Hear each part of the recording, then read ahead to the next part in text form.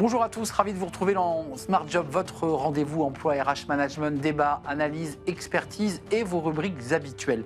Bien dans son job, combien coûte un poste de travail en 2025 ? Eh bien, vous allez tout savoir avec Séverine Pilverdier. Elle est présidente d'IDée et elle va nous annoncer ce chiffre. Elle est notre invitée.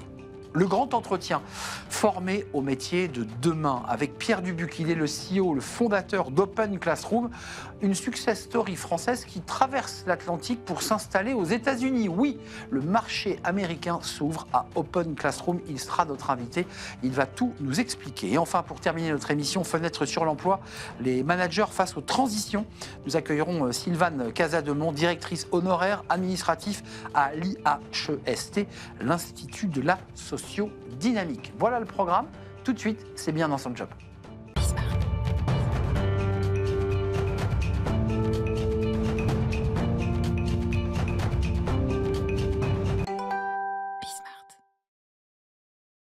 Bien dans son job avec cette question à laquelle nous allons répondre. Combien coûte un poste de travail ? Oui, votre bureau, votre espace.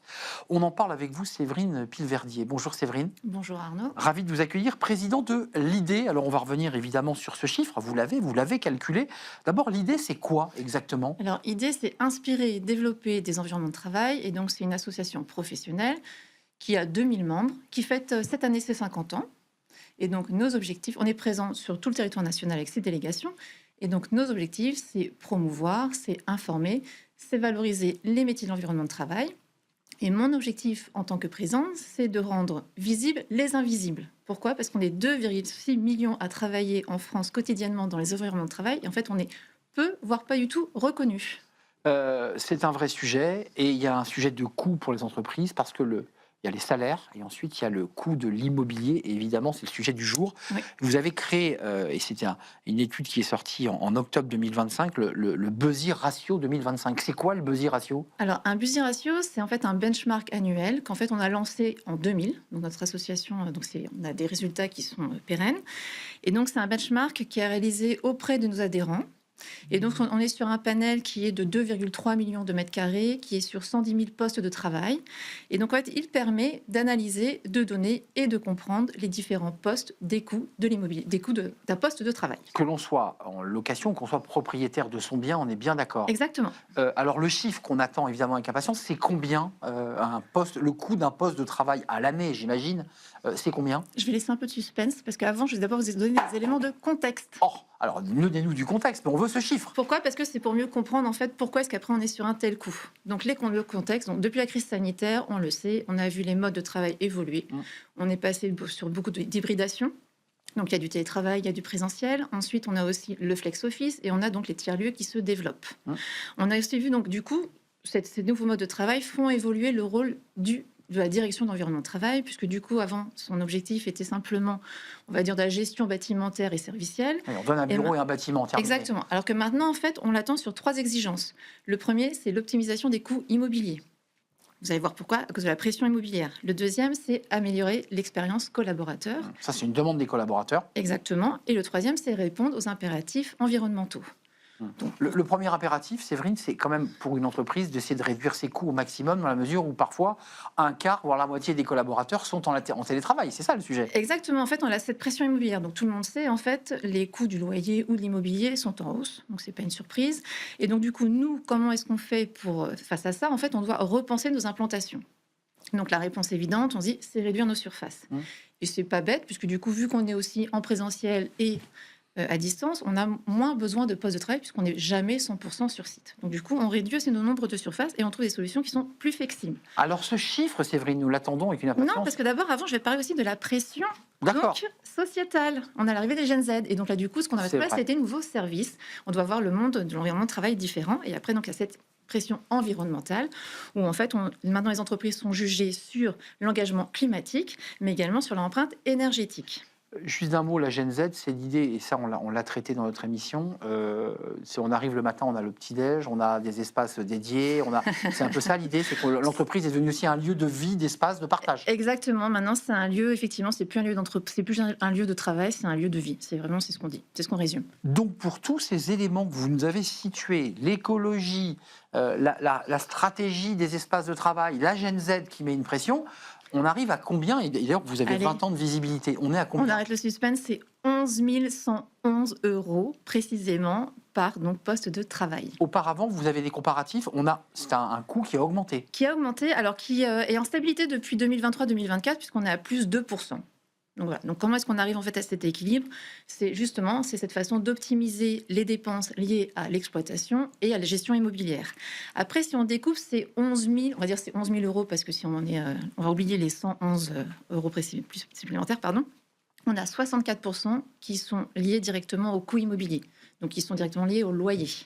Donc, comme je vous le disais, la façon de maîtriser ce coût, parce qu'on a simplement une petite hausse de 2%, alors qu'il faut savoir qu'entre 2017 et 2024, on est sur une courbe montant de 19%.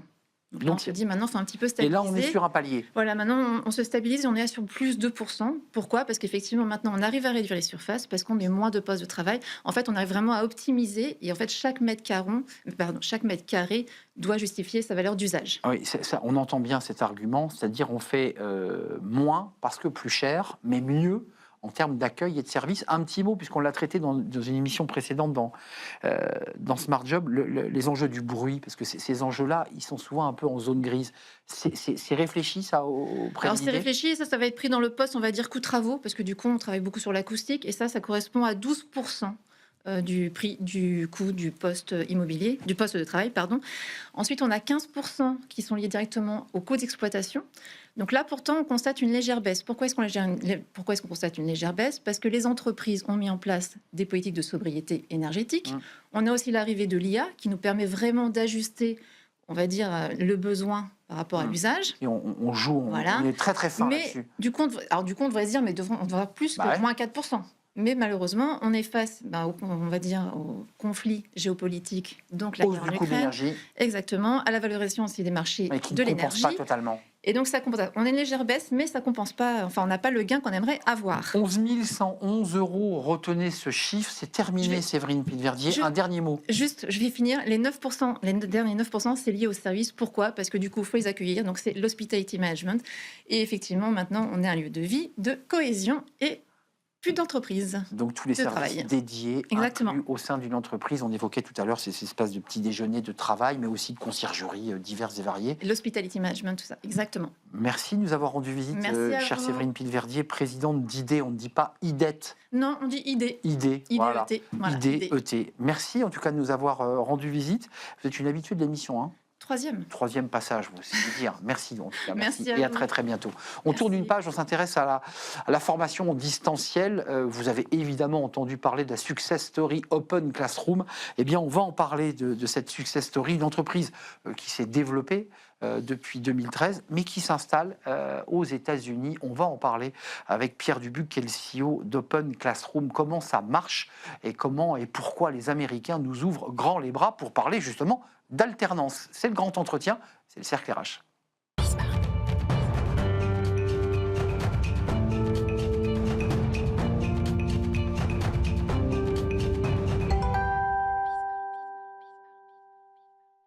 Le cercle RH est un grand entretien pour accueillir Pierre Dubuc. Bonjour Pierre. Bonjour. Ravi de vous accueillir, CEO d'Open Classroom. Vous étiez déjà venu sur notre plateau, mais alors là c'est intéressant parce que vous nous faites l'honneur de venir en France, parce que vous êtes installé aujourd'hui aux États-Unis, précisément à New York, Open Classroom, et on va en parler avec vous. L'entreprise a été accueillie d'une manière très officielle par les États-Unis. On va parler de votre success story française, mais restons un instant sur les États-Unis, vu cette relation un peu complexe qu'on entretient aujourd'hui avec les États-Unis, avec Donald Trump. Vous avez donc cette accréditation WASC, qui est le tampon qui autorise une entreprise de formation française à pouvoir déployer ses programmes et son accompagnement. Mais c'est unique, ça, en son genre. Enfin, de mémoire, je n'ai pas vu d'entreprises françaises qui ont eu ce tampon qui ouvre le marché, en fait.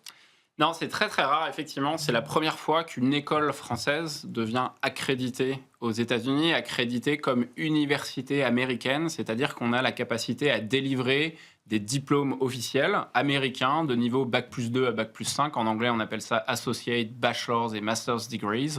Donc, on a obtenu cette année l'accréditation américaine. C'est vraiment très, très rare, effectivement. Et maintenant, on a la capacité à délivrer des diplômes américains aux États-Unis, mais aussi en France, avec des doubles diplômes pour nos étudiants français. Alors, Faisons un peu de politique, parce qu'il y a à la fois les enjeux de négociation avec l'Ukraine, mais qui ne vous concernent pas. Mais on voit quand même la difficulté qu'a la France aujourd'hui à gérer ces alternants.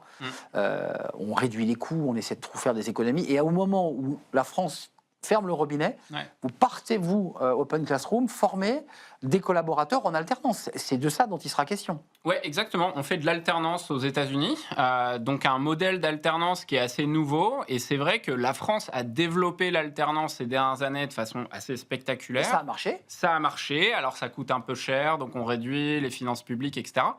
Mais finalement, on a quand même un modèle qui a été prouvé et à grande échelle. On a plus d'1 million d'alternants en France. Et donc, aux États-Unis, les deux partis politiques, démocrates et républicains, sont d'accord pour dire, en fait, on a envie de développer l'alternance. Alors, ils ne sont pas d'accord de grand-chose, hein, donc c'est assez unique. C'est incroyable. L'alternance, ça en fait partie, apprenticeship en anglais. Donc, Donald Trump a mis un décret présidentiel sur la table pour dire, on veut développer l'alternance, on fixe un objectif de 1 million d'alternants aux États-Unis. Donc, il y a tout un mouvement autour de l'alternance, mais des modèles qui ne sont pas encore très matures. Et nous, on a l'expérience européenne. Les Américains voient l'Europe comme étant les marchés matures en fait, de l'alternance. Donc en fait, ils achètent Open Classroom, ils ouvrent les portes à Open Classroom et vous êtes installé aux États-Unis, c'est-à-dire que vous développez parce que vous avez la compétence, la connaissance, la manière d'organiser en fait. Ils reconnaissent que finalement en France, on fait du bon vin, du champagne, du parfum, mais aussi de l'alternance. Et effectivement, on est vu comme étant légitime et expert dans le domaine. Ce qui est nouveau, en fait, sur l'alternance, c'est que l'alternance, ça existe aux États-Unis, mais sur les métiers vraiment manuels. Donc, les métiers à col bleu, ce qui était aussi l'alternance il y a 10 ans, 15 ans en France. Charpentier, plombier, mécanicien, etc. Donc, ça fonctionne. Mais sur les nouveaux métiers, plutôt à col blanc, du service tertiaire, des choses comme ça, et connecté à l'enseignement supérieur, donc avec la capacité d'avoir un diplôme académique au bout, ça, c'est nouveau.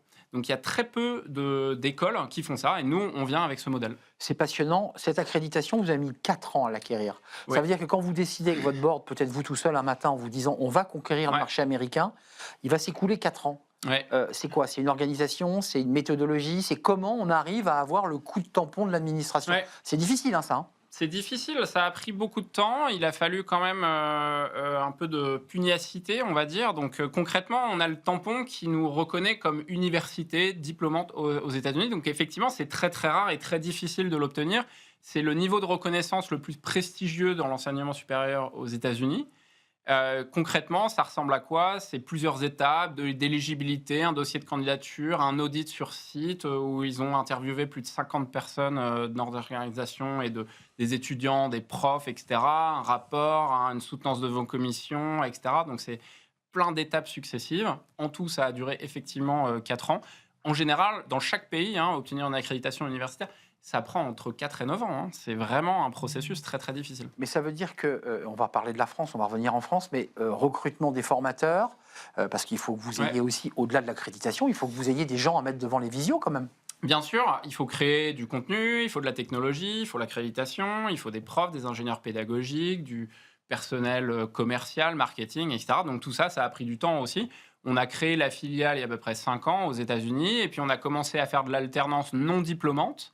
Donc ça nous a permis de commencer à faire du business aussi concrètement, de la formation professionnelle, donc former des salariés de grandes entreprises comme PepsiCo par exemple ou Merck. Et puis ensuite, on a commencé à faire en parallèle ce processus d'accréditation diplômante. On a déjà concrètement des étudiants et des alternants aux États-Unis. On n'a pas attendu 4 ans pour commencer à délivrer aussi des choses. On a une équipe sur place et puis ça tourne, quoi. D'un point de vue de l'organisation, c'est comme en France, c'est-à-dire l'alternant, c'est le triptyque, l'entreprise paye une partie. Comment ça marche techniquement par rapport à nous? Alors, c'est État par État déjà, donc c'est un peu plus compliqué parce que c'est un pays fédéral. Donc, on a un financement fédéral, on a un financement État par État. Il y a des États qui sont plus ou moins engagés. Donc, la Californie, c'est très engagé. Le Kentucky, c'est très engagé. New York, c'est assez engagé. L'Indiana, c'est assez engagé.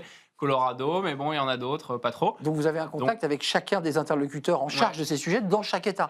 Oui, alors on ne fait pas tous les États parce que ça fait 50 États, ça fait un peu beaucoup. Mais concrètement, on a des alternants un peu partout et on a des États un peu clés, stratégiques, parce qu'ils sont vraiment engagés Les fortement Twin sur l'alternance. States de l'alternance. Et la Californie, sans surprise, on fait beaucoup d'alternance. En col blanc, hein, on est bien d'accord. En Les col formations, blanc. c'est quoi ingénieur, c'est Ouais, c'est ça. data c'est de la- scientist. Exactement, data par exemple, cybersécurité. Là, on vient de sortir aussi des choses sur la vente commerce, vente en alternance. Donc, c'est des niveaux Bac+2 à Bac+5, associate à Master's Degree en anglais, avec la capacité en fait d'avoir un diplôme entièrement financé pour l'étudiant. Donc, ça, c'est le révolutionnaire aux États-Unis parce que le diplôme aux États-Unis, un bachelor, ça coûte $50 000, Bah ouais. $100 000.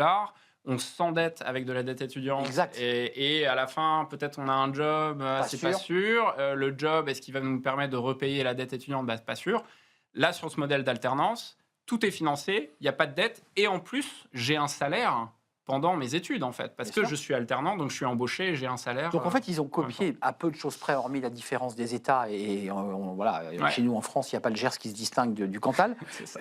Mais c'est le même modèle. C'est-à-dire qu'il y a quand même l'État, c'est-à-dire il y a une volonté politique Ouais. des États-Unis et de Trump de pousser à la création de ces emplois-là. Ouais, de plus en plus. Alors, il y a plein de nuances et de subtilités, mais il y a un financement qui n'est pas aussi fort que le financement en France.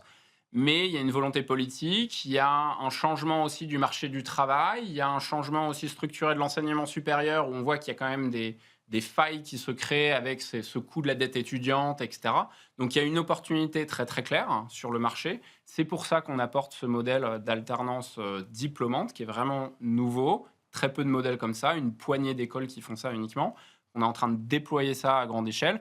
Et c'est vrai que l'administration Trump s'intéresse de près à l'alternance et aimerait moderniser l'enseignement supérieur, les universités, les écoles, pour qu'elles soient plus professionnalisantes. Bah, bien sûr. Et donc ça, c'est sûr que l'alternance, ça y répond directement. Donc potentiellement, il peut y avoir aussi des changements de financement public autour de ce sujet. La France, là, vous êtes en train pas de l'abandonner, mais j'ai vu que vous aviez réorganisé votre entreprise. Ouais. Qu'il y a, Alors, on ne l'abandonne pas du tout. La France, ça reste quand même le pays numéro 1 pour nous. C'est là qu'on a créé l'entreprise. Vous l'avez appelé Open Classroom. À croire que quand vous l'avez créé en 2013, vous aviez déjà pensé à Trump aux États-Unis. Trump, je ne sais pas, mais Aux en tout États-Unis. cas, on avait cette ambition globale, bien sûr. Nous, on est une entreprise à mission. Notre mission, c'est de rendre l'éducation accessible. Derrière l'accessibilité, ce n'est pas uniquement en France, mais c'est bien sûr une ambition globale, d'où le développement international en France, aux États-Unis et dans d'autres pays. La France, ça reste un pays évidemment très important pour nous. Le marché de l'alternance, il s'est énormément développé ces dernières années. Il est en train un peu de stabiliser, se restructurer, etc. Le financement baisse un petit peu. Mais concrètement, l'alternance, ça ne va pas disparaître non plus. Il y a quand même énormément d'employeurs qui recrutent en alternance. S'il y a un besoin, on continue à être là pour servir ce besoin de mieux en mieux. Prochain objectif, alors la Chine. Est-ce que la Chine, parce que c'est un pays qui évidemment produit beaucoup d'ingénieurs, beaucoup de savoir, beaucoup d'étudiants, Ouais. est-ce que c'est un pays dans lequel vous vous dites il est possible aussi de déployer ou il est trop complexe ce pays en termes de structure politique, administrative? Alors, c'est pas évident, la Chine, et il y a un vrai besoin en enseignement supérieur. Ouais. Il y a pas mal d'écoles, d'ailleurs, Oui. même françaises, qui se sont installées en Chine avec un partenaire local, et ça a plutôt bien fonctionné. Il faut s'associer avec un partenaire local. Il n'y a pas d'autre solution. Il n'y a pas vraiment d'autre solution pour le faire de façon successful. Après, le climat politique n'est pas évident. Il y a quelques années, des entreprises d'éducation qui sont venues en Chine. La Chine, à un moment, a dit on ferme le marché, Terminé. tout le monde dehors. Terminé. Donc, c'est pas évident. Donc là, on n'est pas en train d'aller en Chine aujourd'hui. On a quand même un gros projet américain, états-unien aujourd'hui, cette accréditation. On déploie ce programme-là. Voilà, on a du pain sur la planche, là. Avant de nous quitter, quand même, Pierre, vous êtes jeune. Est-ce que vous avez le sentiment, en regardant un peu dans le rétro, vous avez réussi une chose un peu incroyable, puisque vous nous dites sur le plateau, moi, dans l'histoire des entreprises françaises, on en a vu beaucoup retoquées par l'administration américaine, peu qui rentraient sur le marché américain. Oui, non, c'est clair que c'est rare. On n'est pas les seuls à avoir percé un marché américain, mais c'est difficile. C'est aussi pour ça que moi, je me suis relocalisé à New York il y a quelques années, pour vraiment mettre toute mon énergie dessus, continuer le développement en France et en Europe, bien sûr. Mais c'est un marché qui est difficile, mais c'est aussi le plus gros marché en éducation au monde. C'est là qui est le plus innovant, qui est le plus digitalisé. Il y a le plus de concurrence aussi, mais c'est une compétition du coup assez sympa parce que ça nous oblige à être encore plus innovants, encore plus efficaces. les profs américains, en tout cas les formateurs, ceux qui accompagnent, par rapport à la qualité de ce que vous aviez connu en France, c'est pareil, c'est pas pareil, la pédagogie est la même, l'approche est la même? Alors nous, on avait déjà une pédagogie qui est tournée vers les compétences, professionnalisantes dans la pratique. Donc ça, c'est assez compatible avec le modèle américain, très pragmatique, hein. On veut être formé très vite, il faut que ça soit concret, il faut que ça soit actionnable et que je puisse l'utiliser dans mon job ou trouver un job tout de suite. Donc c'est très héroïste comme investissement pour eux. Ils sont prêts à mettre de l'argent pour apprendre, mais il faut que ça serve tout de suite. C'est pas uniquement par intérêt intellectuel. Donc ça, on était déjà quand même assez alignés avec ça. Ça ne nous a pas trop fait peur, au contraire. Après, le consommateur lambda aux États-Unis a besoin d'un service client encore plus abouti qu'en France. C'est très exigeant en termes de service client, par exemple. Donc là, il a fallu pousser un petit peu le niveau de qualité. Ça nous permet aussi d'améliorer le niveau de qualité en France, du coup. Service client, ça veut dire quoi? L'accompagnement de la personne formée Il faut être hyper réactif. Il faut que tous les soucis administratifs et compagnie... Connexion. Donc c'est le service à la Amazon, Facebook, etc.